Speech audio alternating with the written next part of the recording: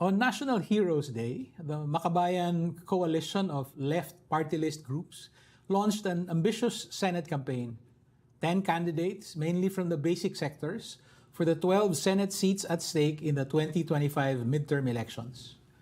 2 more candidates may be named this month, but as it is, they already have a fisherman, a farmer, a driver, a nurse, a migrant worker in their lineup. What's the thinking behind this bold plan? Will it work? And what does work even mean? Hi, I'm John Nery, and you are in the Public Square. I'm delighted to say that joining us today is former 3-term Bayan Muna party list congressman and current Bagong Alyansang Makabayan chair, Teddy Casiño. He is also one of the Makabayan candidates for the Senate in 2025. Welcome, Teddy, and thank you for joining us in the Public Square. Thank you, John. Nice to be here. Teddy, many of the questions I think others have regarding the Makabayan Senate slate have to do with the odds, the risks, the costs. But I want to be sure that we talk about the stakes also, the substance. Why, for the first time ever, are you fielding a full or nearly full Senate slate?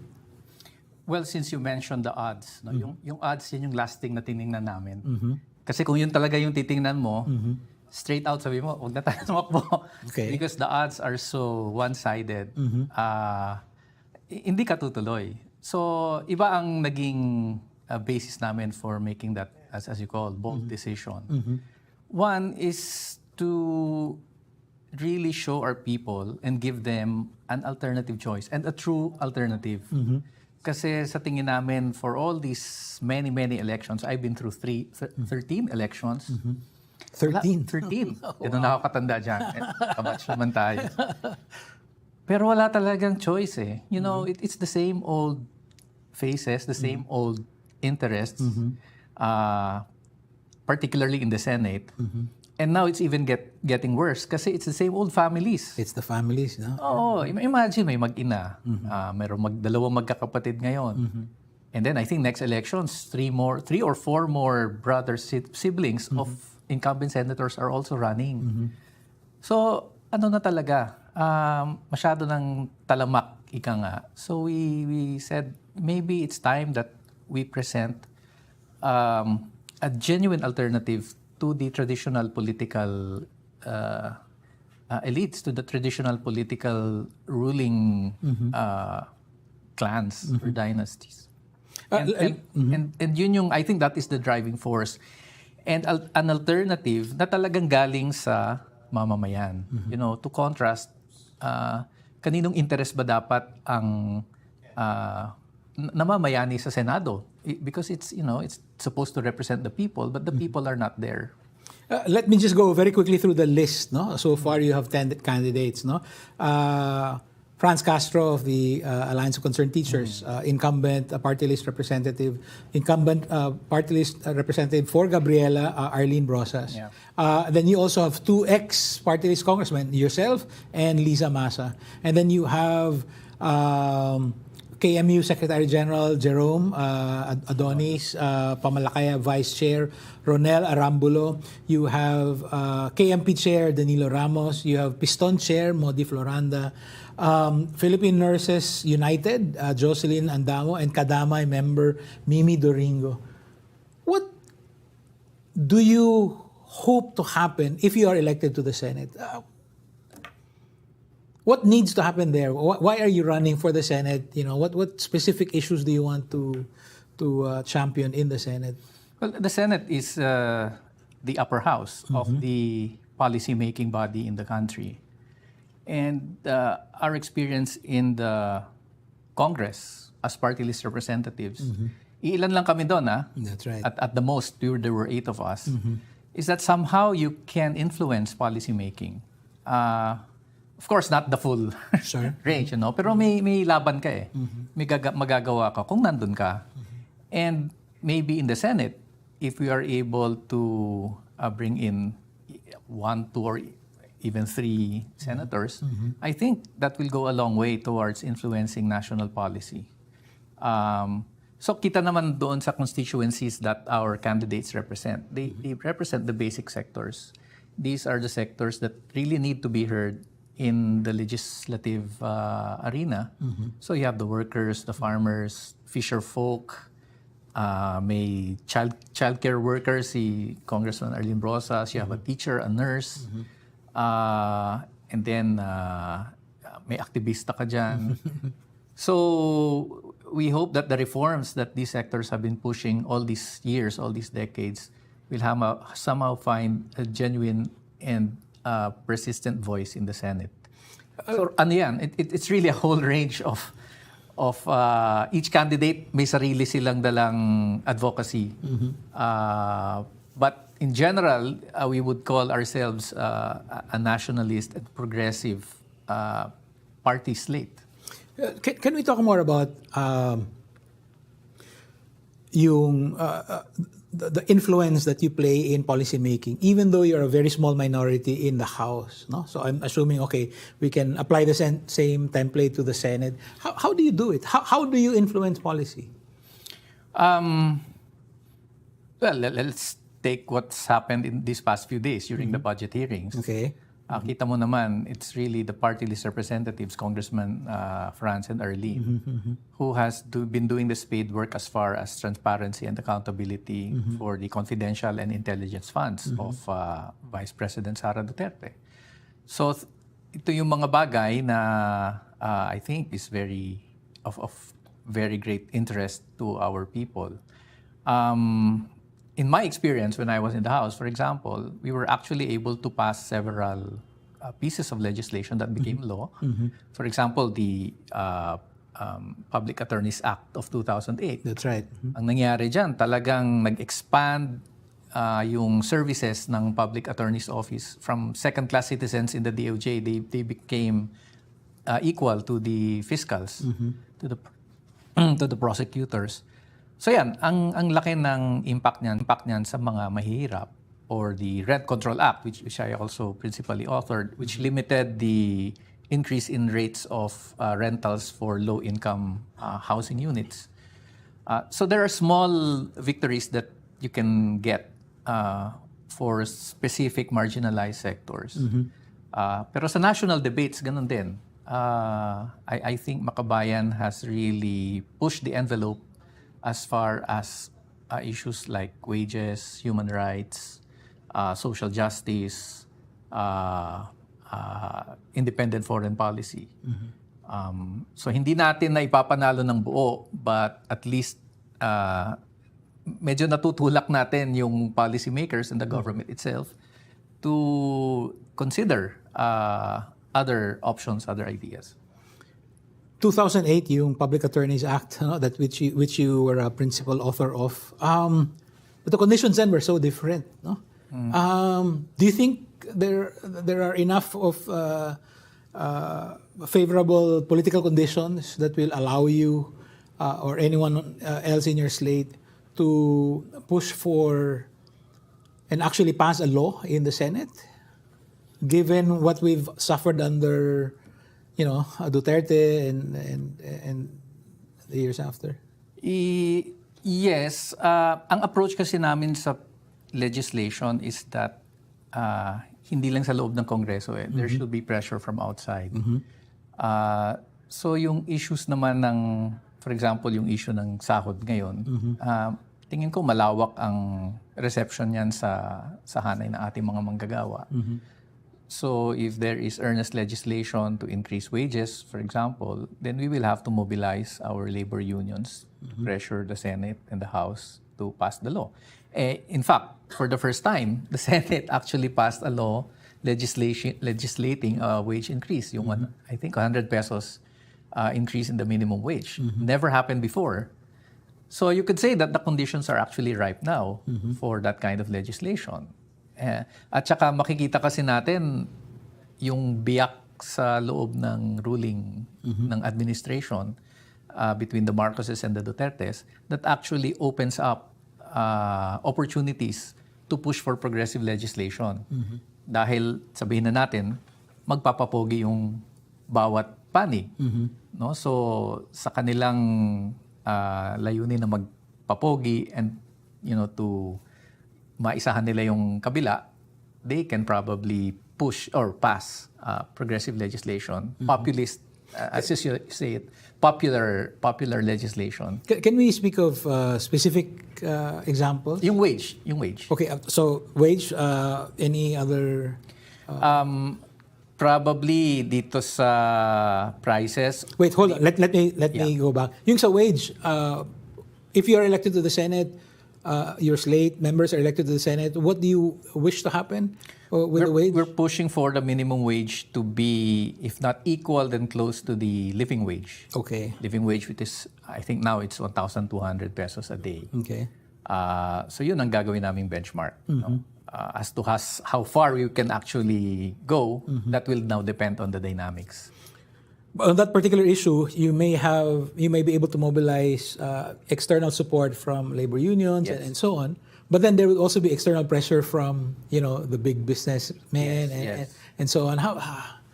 I want to get an idea of how you may be able to advance some form of progressive legislation regarding the minimum wage through the Senate. How do you?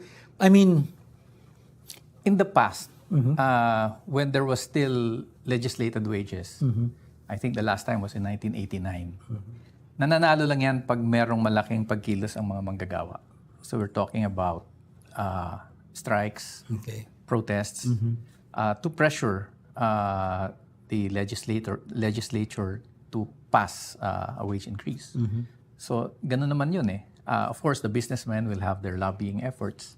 So in the end, there will be a compromise. But kung walang malakas na workers' movement that will be pushing for a wage hike, there will not even be a bill that can be considered. So yung people's actions for us is part of legislation. Hindi lang yung horse trading in the floor. That's right. Yeah. But I like the example of the Public Attorneys Act because that's such a it's a non-traditional issue, but that cuts across many support groups, right? I mean, like, who wouldn't want more public attorneys? What are possible other similar issues that you I think, well, on my case, I think yung Whistleblowers Protection Act would be similar to that. I mean, it's an act that nobody will oppose, but hindi yan napapasa for so many years. But it's the law that protects whistleblowers from reprisals from people who they whistleblow on. Bakit? I think because those who are in power do not want to protect whistleblowers. But I think given the situation now, nakikita naman natin yung value ng whistleblowers ngayon. It can probably get bipartisan support or multi-party support. Yeah, and that's a very important measure, I think, that can be done. Kong Teddy, Makabayan has always had enough voter support to put several members in Congress. Will that be at risk now that you are putting together a full or nearly full Senate slate? On the contrary, I think it will complement. So the Senate run will complement the party list run because several of the candidates for the Senate are also identified with the party list. And we hope that this can raise the visibility and the prestige of the party list as well. So hindi namin tiningnan na contradictory yung pagpapatakbo sa Senate and the party list. Now to the question of costs and risks. No? It costs a lot of money to run a national campaign. I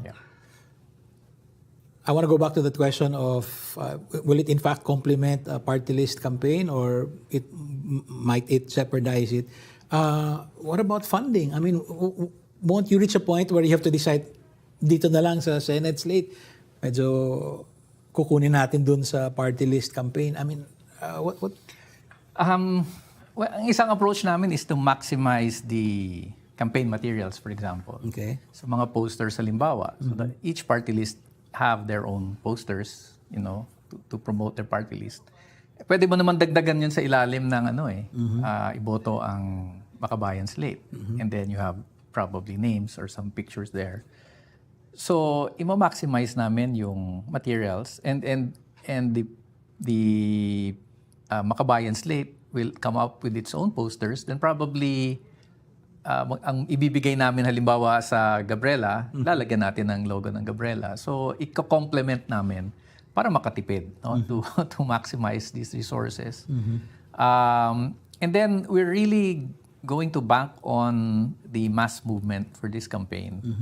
Of course, we will try to get media, ads, TV ads, radio ads, pero masyado nang prohibitive eh. So yung ground campaign, and for us, it's not as expensive kasi ang volunteers namin hindi naman naniningil eh.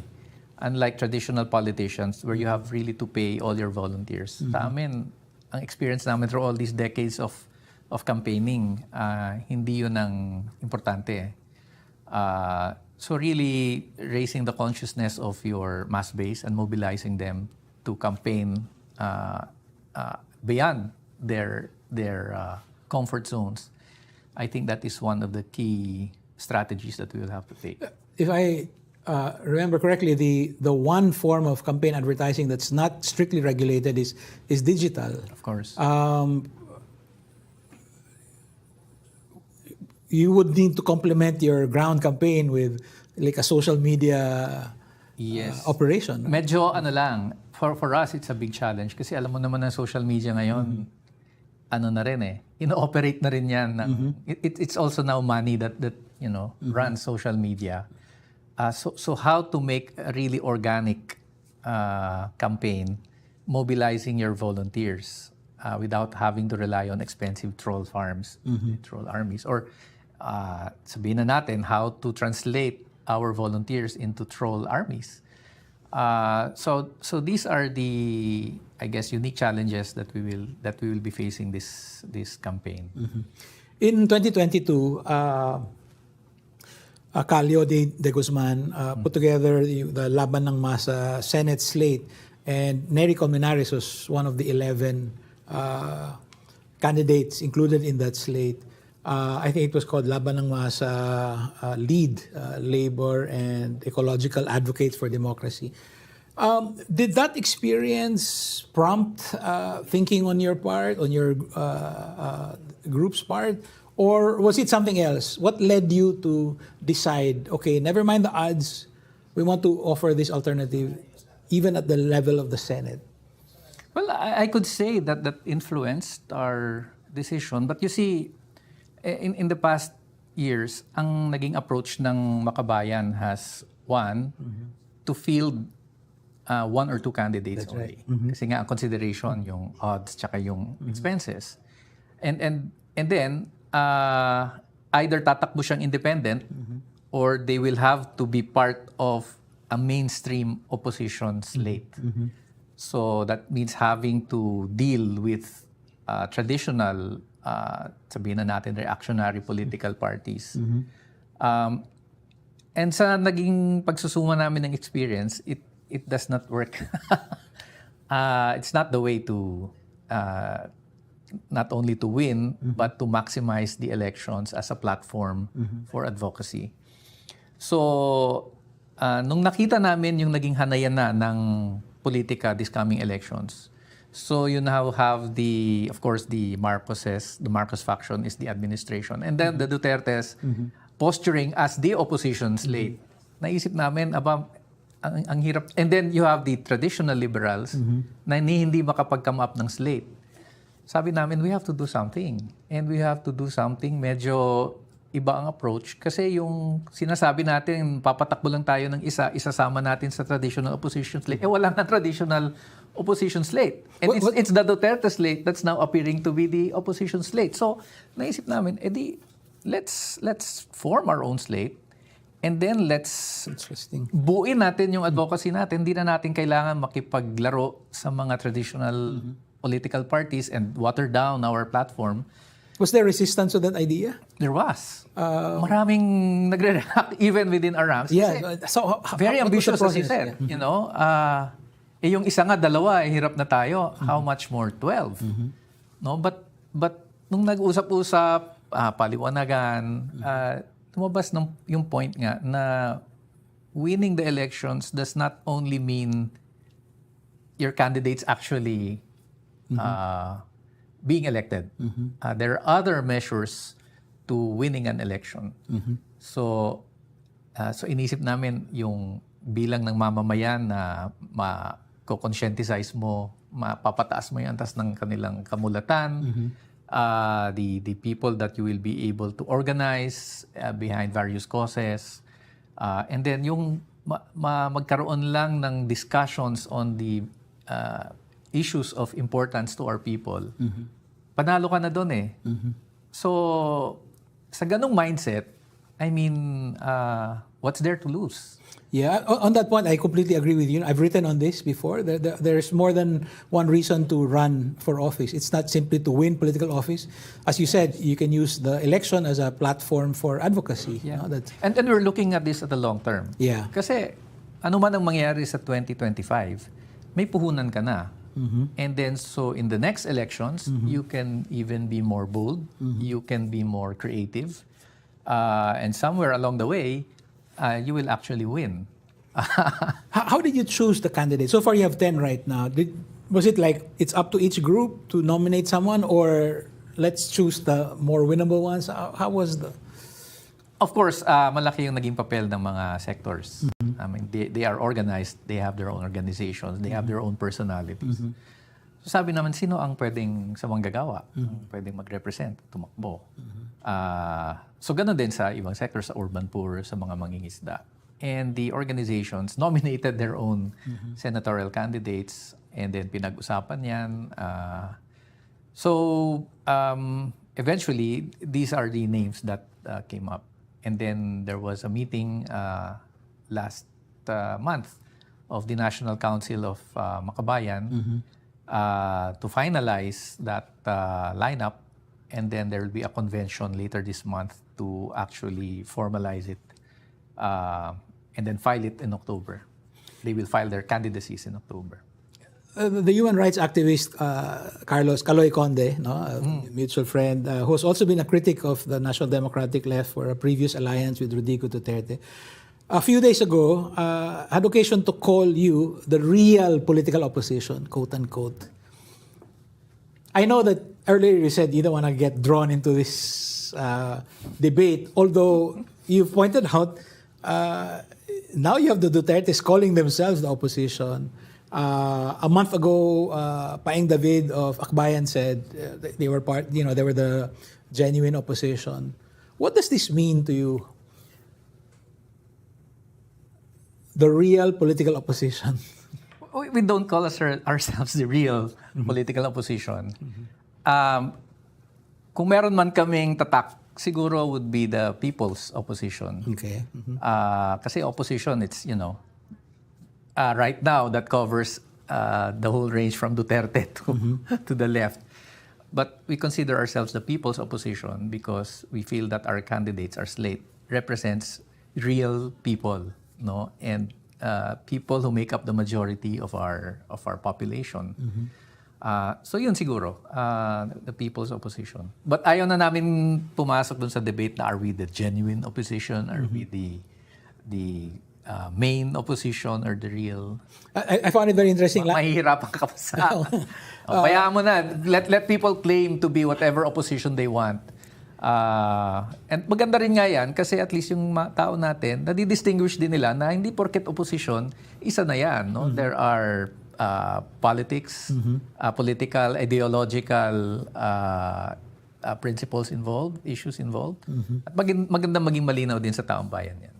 If I understood former Congresswoman Liza Masa, she said last July that you were the opposition in the sense that you are against, the dominant classes, this dominant political structure that has been in control of Philippine society for 100 years. And I thought that was very interesting kasi it might prove to be that your Senate campaign is an attempt to redefine the opposition. It's not like the very arcane procedures in the Senate, right? Like one is minority, the other is majority, but it's really based on who voted for the Senate president. The same way in the House, but there might be an attempt, I don't know, on your part to actually define what it means to be opposition. What are you opposing? To be platform based, no? Even ideological based opposition. At yun yung isang, sabihin na natin, we envy other countries for having more distinct political definitions. No?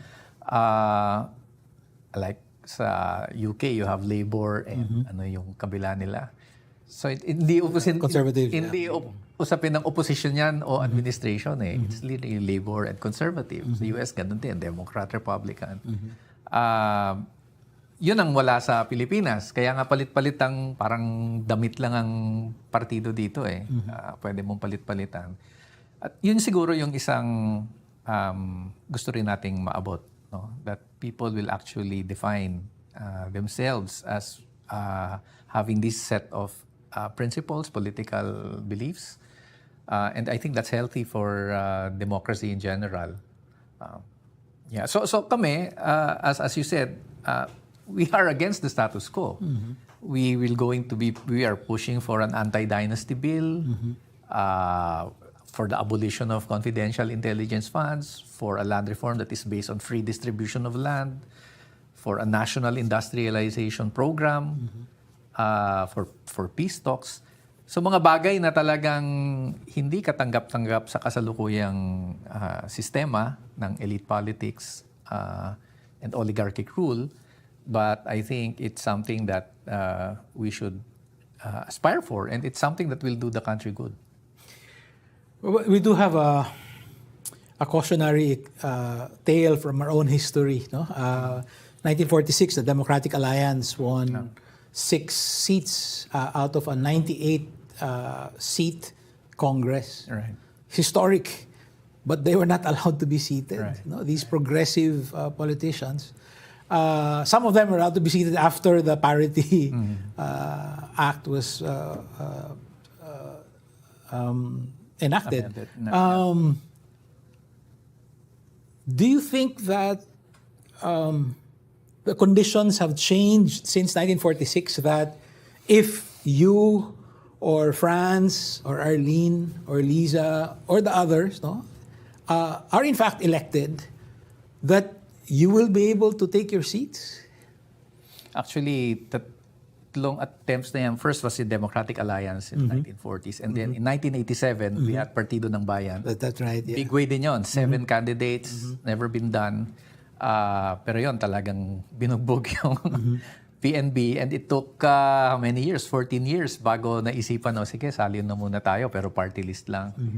And then this is the third time that the left is coming in strong with a big number of candidates, a full slate if possible. Will we be able to take our seats? I think so. Kasi nagawa na namin sa Kongreso. I don't see why we can't do it in the Senate. Of course, there will be those who will be filing disqualification cases. Pero nalampasan na namin yan sa Congress eh. And I think that already sets the precedent that left parties and left candidates can actually occupy their seats in Congress. This is not your first time to run for the Senate. You ran in 2013. Satur ran in 2010. You got about 6-7 million votes, around that. Is it correct to say that there's a ceiling for national office? Kasi parang even, I think Nery also, roughly around the same, no? Is there a natural ceiling for you, or again, the conditions are changing? Well, I wouldn't say it's a natural ceiling, pero based din kasi yun sa aming strategy and tactics na ginamit noon. As I said, what we did before was patakbo ka ng isa, dalawa at most. And then try as you and then try to join a major opposition slate. Pero ang hirap kasi kung magjo-join ka ng opposition slate, saling pusa ka lang eh. Or hindi ka isasali but you will try to identify yourself as part of that. Ang hirap nun. Mahirap mong makuha rin yung votes nung grupo nang yon. And then if you run independent, tapos isa ka lang, talagang you will be running all over the place. Ang hirap. And that's what I did in 2013. I ran solo, independent. Talagang wala. Ang hirap. Ngayon kasi, kung whether we are 10 or 12, then we can divide ourselves now into probably 2, 3, or 4 groups. And then kanya-kanyang ikot yun. And then each group will complement each other, dadalhin nila yung 12. So mas flexible ngayon ang aming magiging tactics. We will be able to reach more people. And then each candidate, they have their own constituencies that they can campaign for. Pero pag nag-campaign si Jerome, for example, sa mga manggagawa, dadalhin niya yung buong slate. Pag si Kamimi nag-campaign sa mga urban poor communities, dadalhin niya yung buong slate. So we think these complementary factors among the candidates and the fact that we will now have 2, 3, or 4 teams that can go around, that will help a lot. No? And that will break now the, the ceiling that in the past parang hanggang doon na lang ang boto. I think there's an issue that has had public opinion squarely behind it, no, for the last decade and a half, and that's the South China Sea issue. No? For instance, sa Pamalakaya, si Ronel, would that be like a campaign issue for him, no? And then would that appeal to, let's say, the western provinces of Luzon all the way to Visayas? So parang, I guess what I'm asking is that, are you also now possibly thinking of adding, let's say, a geographic focus? Ito dito, mas matunog ito, no? Yeah. Actually, natural yan. Kasi even sa campaign namin against these Chinese incursions in the West Philippine Sea, in general, nangyayari doon. Yung mga fisherfolk communities from Zambales, Pangasinan down to Cavite, very receptive sila, even Palawan, very receptive sila sa calls for to demilitarize the West Philippine Sea, for China to get out, even for the United States not to meddle into the conflict. So that will be a natural approach. And interestingly, si Caronel, siya yung nakita naming ang lakas ng positive vibes dun sa pagtakbo niya. And I think it's because of the sympathy that our fisherfolk have generated because of the West Philippine issue, West Philippine Sea issue. Kaya hindi malayo na si Ronel will be our banner candidate on the West Philippine issue because he represents an actual constituency that is affected by what is happening in the West Philippine Sea. Ang challenge na lang dyan is for Ronel to go beyond the simple China lang ang problema issue.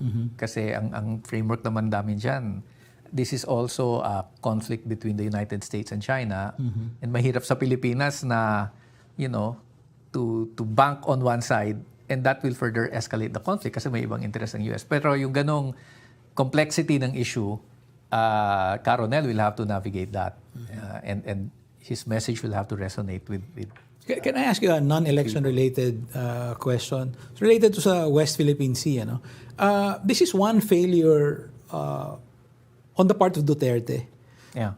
Throughout his entire 6 years, he was saying pivot to China and so on. But the Philippine public never actually support. I mean, very popular si Duterte, but on that particular issue, like 3/4 of Filipinos, no, we need to be more assertive and so on.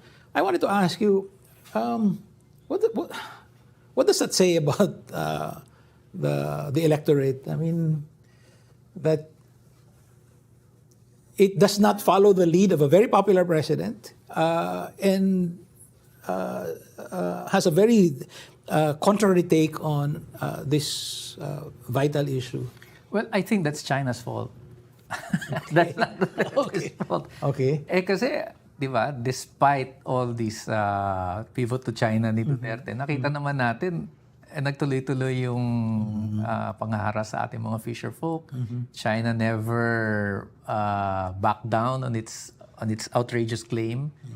And then yung mga concessions na nakuha ni Duterte turned out to be, empty promises. So I think that's what the people saw. And despite Duterte saying that he loved China, nakita naman, di ka naman love ng China. So, baka yun pa yung factor dan.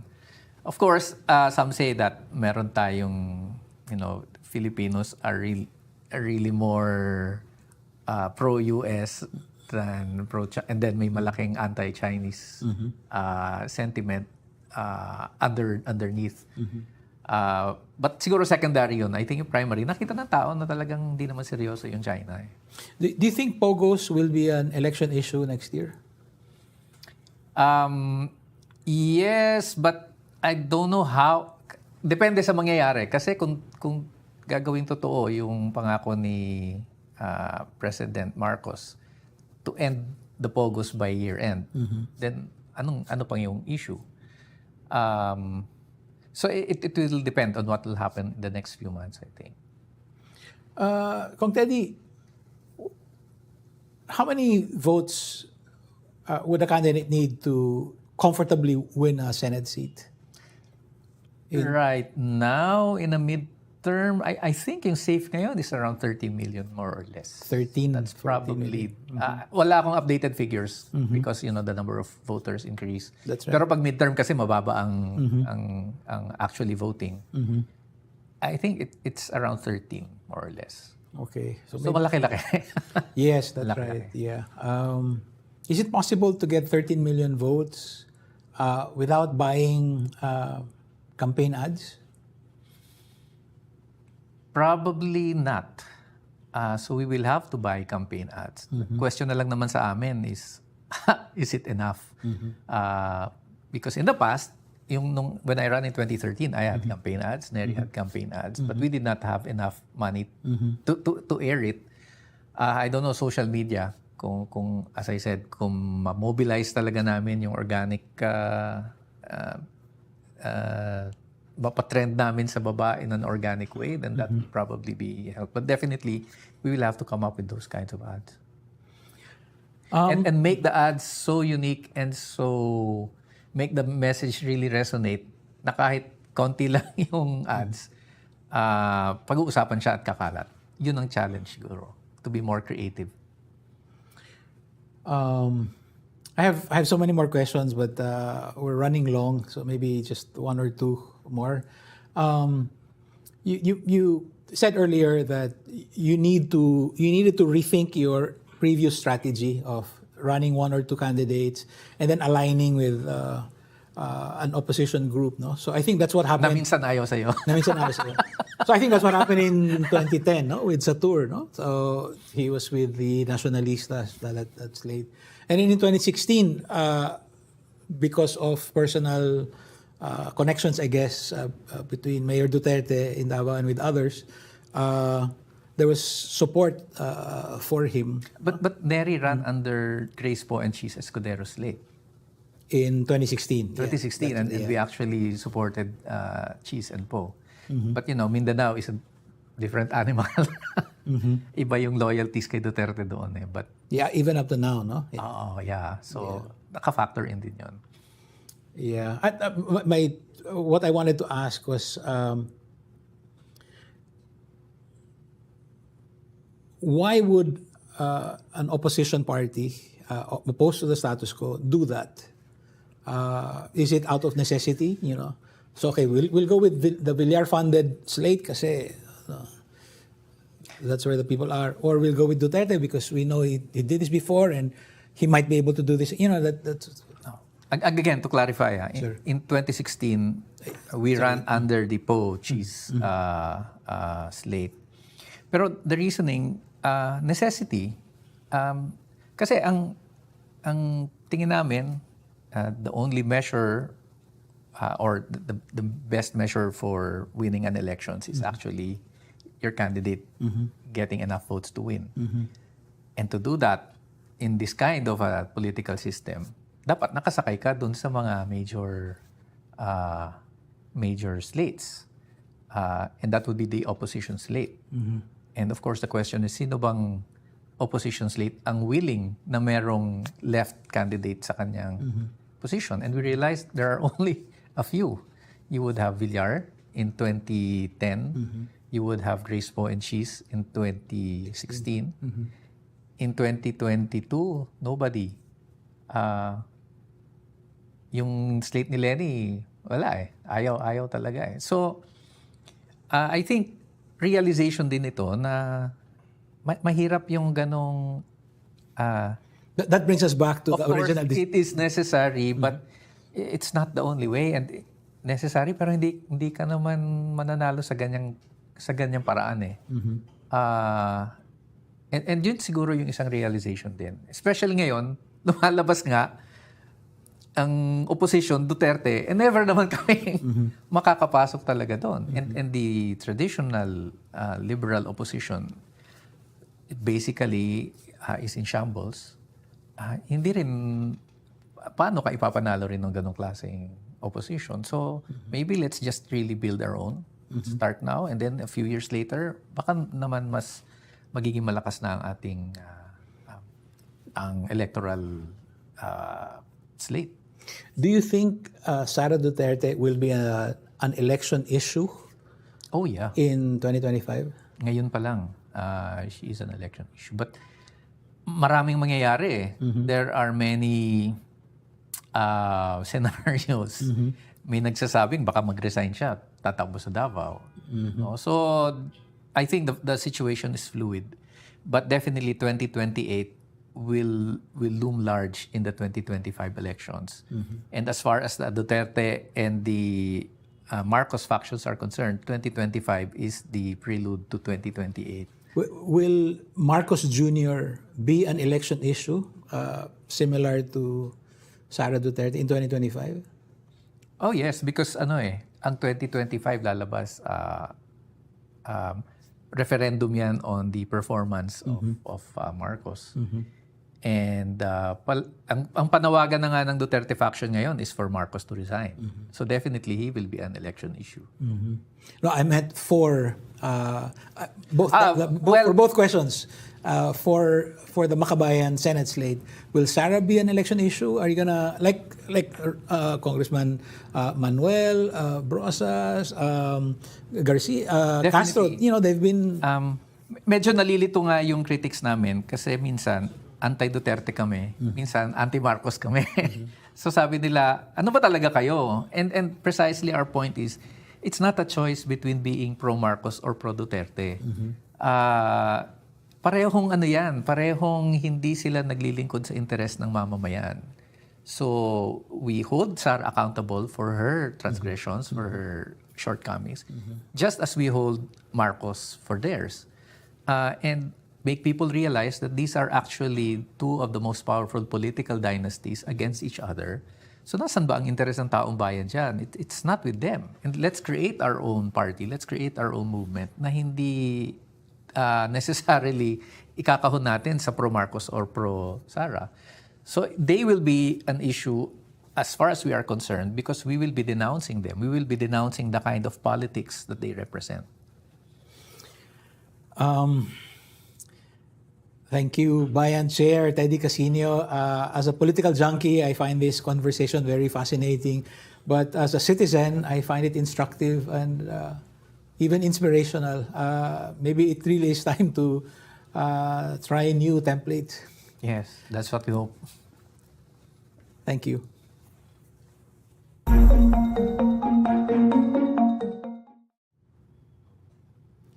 And that's it for us today. The next step for engaged citizens, as always, is to take a more active part in our democracy. Download the Rappler Communities app to join the chat room of your choice.